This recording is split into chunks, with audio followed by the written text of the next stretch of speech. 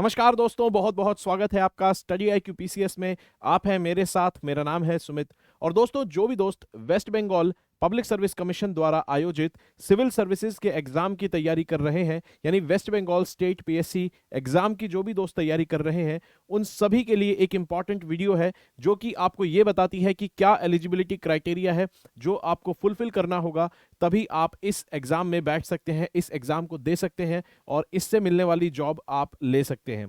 तो यहाँ पर अगर आपके नोन में कोई भी हो, कोई दोस्त हो, कोई रिश्तेदार हो, कोई साथी हो, अगर उसे कोई भी कंफ्यूजन है और उसे ये जानना है कि क्या वो एलिजिबल है, क्या वो योग्य है वेस्ट बंगाल PSC का जो सिविल सर्विसेज का एग्जाम है उसको देने के लिए, तो यहाँ पर उसके लिए एक अच्छी वीडियो है, उस तक ये जानकारी जरूर पहुंचाएंगे। तो उससे पहले वीडियो को लाइक करेंगे, चैनल को सब्सक्राइब करेंगे और शुरू करते हैं बिना किसी टाइम को वेस्ट किए। तो सबसे पहला क्राइटेरिया जो कि हम सब जानते हैं, आप एक इंडियन सिटीजन होने चाहिए और हो सकता है किसी दूसरे देश के भी सिटीजन हो सकते हैं, लेकिन अगर सरकार ने आपको अनुमति दे रखी है, अलाउ कर रखा है सरकार ने, अगर आपको एलिजिबल घोषित किया है तो आप दे सकते हैं। अब सबसे इंपॉर्टेंट जी है जो है वो होता है एज रिलेटेड क्राइटेरिया, कि कितनी आपकी मिनिमम या मैक्सिमम एज हो आप ये एग्जाम दे पाए। तो जैसा कि आप जानते हैं दोस्तों, वेस्ट बंगाल का जो ये PSC एग्जाम होता है, स्टेट PSC का, इसके अंदर चारों ही ग्रुप्स यानी कि ग्रुप A, B, C और D, चारों ही ग्रुप के लिए भर्ती की जाती है। हालांकि एग्जाम एक ही होता है, फॉर्म भी एक बार भरा जाता है, लेकिन फॉर्म भरते वक्त आपके पास चॉइस होती है कि आप कौन कौन सी सर्विस के लिए अपीयर होना चाहते हैं, कौन कौन सी सर्विसेज में आप ट्राई करना चाहते हैं। तो यहां पर अगर आप इन सर्विसेज का देखेंगे तो अगर आप ग्रुप A और C सर्विस को टारगेट कर रहे हैं तो आपको यहां पता होना चाहिए कि मिनिमम एज 21 साल है, यानी कि अगर आपकी एज 21 साल अभी तक नहीं हुई है तो आप ग्रुप A और C सर्विस के लिए एलिजिबल नहीं है। और मैक्सिमम एज है 36 साल। हालांकि मैक्सिमम एज में क्या रिलैक्सेशन है वो हम यहां पर देखेंगे। तो 36 साल मैक्सिमम एज है, मिनिमम है 21 साल। और वहीं पर अगर बात की जाए वेस्ट बंगाल की जो पुलिस सर्विस है, जो कि एक ग्रुप B सर्विस है, इसके अंदर अगर आपको अपीयर होना है तो मिनिमम एज आपकी वो 20 साल होनी चाहिए। ठीक है, यानी कि आपकी 1 साल कम एज मांगी गई है वेस्ट बंगाल की पुलिस सर्विस के अंदर, और वहीं पर मैक्सिमम एज 36 साल ही रखी गई है। और यहीं वहीं पे अगर आप ग्रुप D की सर्विस के लिए अप्लाई करते हैं तो वहां पर जो मिनिमम एज है वो 21 साल ही रखी गई है, लेकिन बदलाव दिखेगा आपको मैक्सिमम एज में। मैक्सिमम एज ग्रुप D के केस में हो जाती है 39 साल।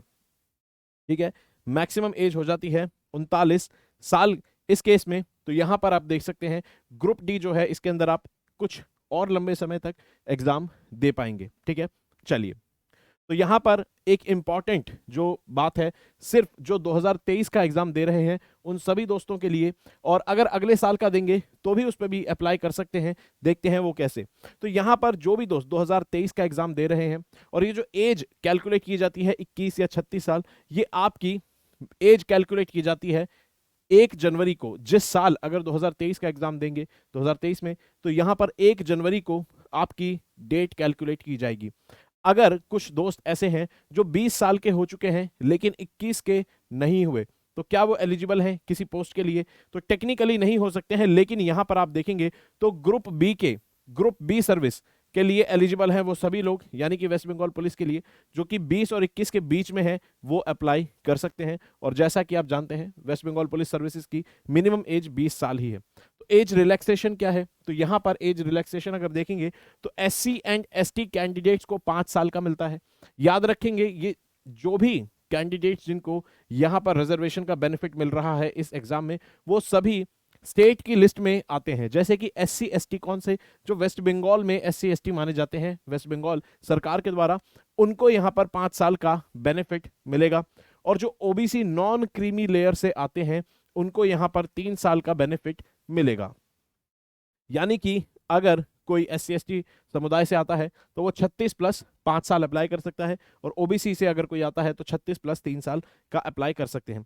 और अगर कोई फिजिकली डिसेबल्ड है, यानी कि 40% या उससे ज्यादा बेंचमार्क डिसेबिलिटी है, जिनको हम दिव्यांगजन भी कहते हैं या डिफरेंटली एबल्ड, वो लोग 45 साल की एज तक अप्लाई कर सकते हैं। 45 साल की एज तक अप्लाई कर सकते हैं। तो अगर 36 साल के हिसाब से काउंट करें, याद रखेंगे 36 साल के हिसाब से काउंट करें तो 9 साल का बेनिफिट, 9 साल का एक्स्ट्रा एडवांटेज उनको यहाँ पर मिलता है, जो कि ग्रुप डी में ये चेंज हो जाएगा। लेकिन अगर 36 साल की उम्र के हिसाब से हम काउंट करेंगे तो यहाँ पर मिलता है 9 साल का, ठीक है। यानी कि up to the age of 45 years कर सकते हैं। मोटी मोटी बात याद रखेंगे कि 45 ईयर्स तक एज तक वो अप्लाई कर सकते हैं। और यहाँ पर इंपॉर्टेंट बात जो याद रखने की है वो ये कि SC ST OBC, ये जो भी हम कैटेगरीज की बात कर रहे हैं और इनको मिलने वाले बेनिफिट्स की बात कर रहे हैं, ये वो बेनिफिट्स हैं जो कि वेस्ट बंगाल की लिस्ट में आते हैं, उन्हीं को मिलेंगे।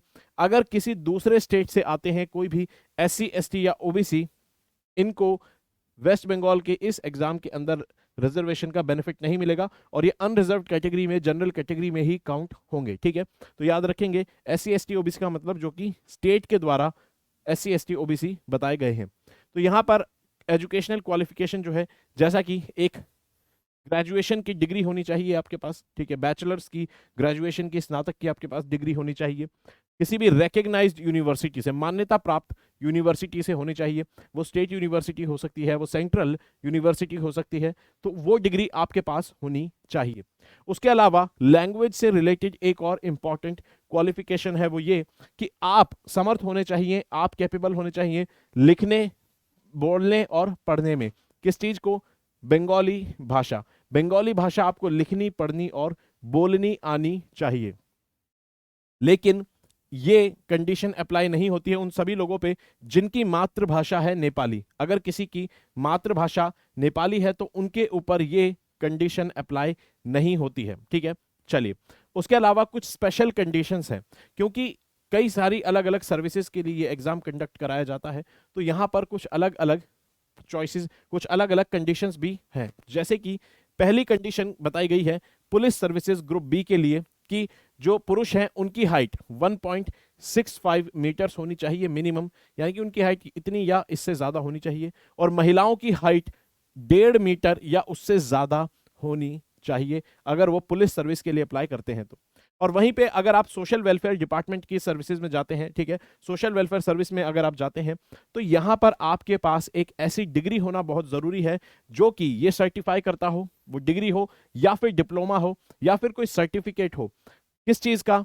आपके पास होना चाहिए ब्लाइंड और डेफ और डम लोगों की रिलेशन में आपके पास ऐसी कोई डिग्री होनी चाहिए, इनकी हेल्प की हो आपने, ऐसी डिग्री इनके पास, आपके पास होनी चाहिए। और ये बन जाता है आपका एसेंशियल क्वालिफिकेशन अगर आपको सोशल वेलफेयर सर्विस या डिपार्टमेंट में जॉब करनी है तो, ठीक है। और साथ ही में इस डिपार्टमेंट की अगर जॉब निकलेगी तो अगर कोई ऐसा इंस्टीट्यूशन या फिर कोई ऐसी संस्था है जो कि सोशल वेलफेयर का काम करती है, किन के लिए? पुरुषों के लिए, यानी कि सिर्फ आदमियों और पुरुषों के लिए बना हुआ ऐसी कोई संस्था है, तो वहां पर महिलाओं को जॉब नहीं मिल सकती। और सेम उसी तरह से अगर महिलाओं के लिए बनी गई कोई संस्था है जो कि सोशल सर्विस का काम करती है, वहां पर पुरुष को जॉब नहीं मिलेगी, ठीक है। उसके अलावा एक और स्पेशल कंडीशन है कि सबऑर्डिनेट लैंड रेवेन्यू सर्विस के अंदर अगर कोई जाता है, सबऑर्डिनेट लैंड रेवेन्यू सर्विस में अगर कोई जाता है तो उनके पास एक वर्किंग नॉलेज होनी चाहिए बंगाली की। वर्किंग नॉलेज क्या है? वर्किंग नॉलेज है कि लैंग्वेज जो है उसको लिखना आना चाहिए और बोलना आना चाहिए। लिखने और बोलने में प्रोफिशिएंसी होनी चाहिए अगर आपको लैंड रेवेन्यू सर्विस में जाना है। फिर दोबारा से ये कंडीशन अप्लाई नहीं होती है जिन लोगों के पास जो नेपाली भाषा बोलते हैं, जिनकी मातृभाषा नेपाली है, उनके ऊपर ये कंडीशन अप्लाई नहीं होती। लेकिन एक शर्त है, ऐसे लोग जो नेपाली बोलते हैं, नेपाली भाषा बोलते हैं, उनको जॉब तो मिल जाती है लेकिन 2 साल के अंदर उनको एक डिपार्टमेंटल एग्जाम होगा जो पास करना होगा। अगर आप नेपाली भाषा बोलते हैं तो 2 साल के अंदर आपको एक डिपार्टमेंटल एग्जाम पास करना होगा जो कि बंगाली भाषा का एग्जाम होगा। तो ये सर्विस के लिए फिर आप आगे इस सर्विस को कंटिन्यू कर पाएंगे। दोस्तों, ये जो सर्विस की कुछ स्पेशल कंडीशंस हैं बंगाल एग्जाम के लिए, यहां पर ये बात भी क्लियर है, ये बात नोटिफिकेशन में एलिजिबिलिटी क्राइटेरिया में साफ साफ लिखी है कि कल को अगर आप सर्विस में आते हैं और जो मिनिमम कंडीशन है, जैसे 2 साल में आपको कोई एग्जाम निकालना है, 6 महीने में कोई डिग्री लेनी है, अगर आप इसको फुलफिल नहीं कर पाते हैं तो आपकी जॉब को टर्मिनेट कर दिया जाएगा, ठीक है। ये बात साफ साफ लिखी है, तो बहुत ये बिल्कुल नेसेसरी कंडीशन है कि 2 साल में आपको एग्जाम क्वालिफाई बंगाली का करना ही होगा अगर आप नेपाली भाषा बोलते हैं। ठीक है दोस्तों, तो आई होप आप वीडियो अच्छी लगी, अगर इन्फॉर्मेशन काम की लगी तो शेयर करेंगे उन सभी दोस्तों के लिए जिनके दिमाग में कोई भी कंफ्यूजन अगर है एग्जाम को लेकर। तब तक मिलते हैं, पढ़ते रहेंगे, अपना ख्याल रखेंगे। धन्यवाद दोस्तों।